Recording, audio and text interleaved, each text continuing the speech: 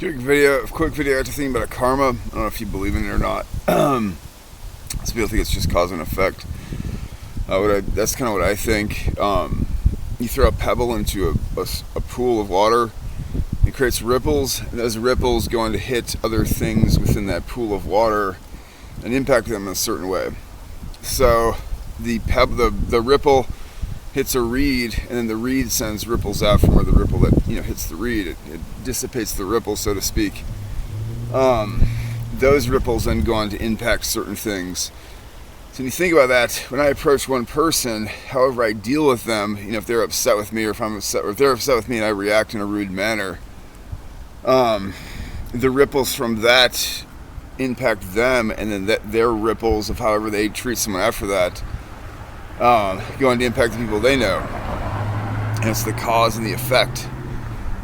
So I think that karma it's not vengeance, it's not violence, it's a two-way street. People think take your karma, and they justify horrible actions by saying they're dispensing someone's karma. That's not how the world works. Because then they'd just be building up bad karma within themselves. There's good and bad karma. And that's cause and effect. That's the ripple thing. The ripple that hits the reed doesn't harm the reed. The reed has good roots. But the ripple that hits builds intensity, waves, or air. Wind is blowing the other ripple, which is a group of people telling someone to take their actions and go beat someone up, go do something mean to someone, go be vengeful, go be vile to someone. That creates a lot of negative stuff then, where that person takes it out on someone else. Well, then you have a group of people that are telling someone, kind of like in a less windy, let's say like a rain situation. Rain will excuse me, it's a choke. Rain will kind of like lower, make a wave, or make the surface of water like mellow, like real clear, real like mellow, kind of mellow out the waves.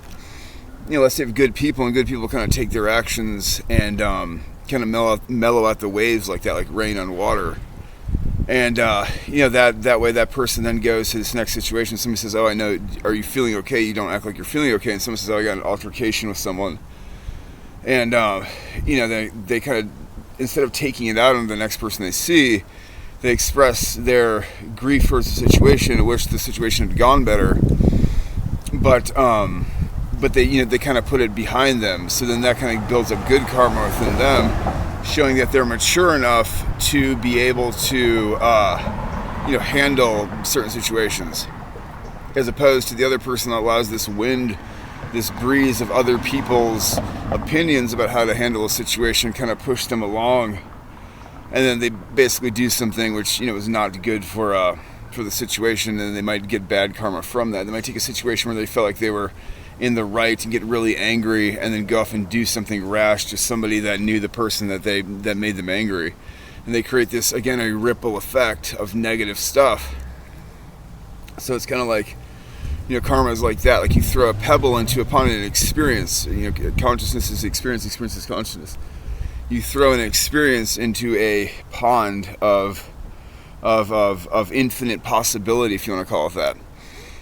And then those ripples are the possibilities unfolding, going out into the world, the universe, your surrounding reality, and then impacting things however they impact things. The ripple might hit the rock.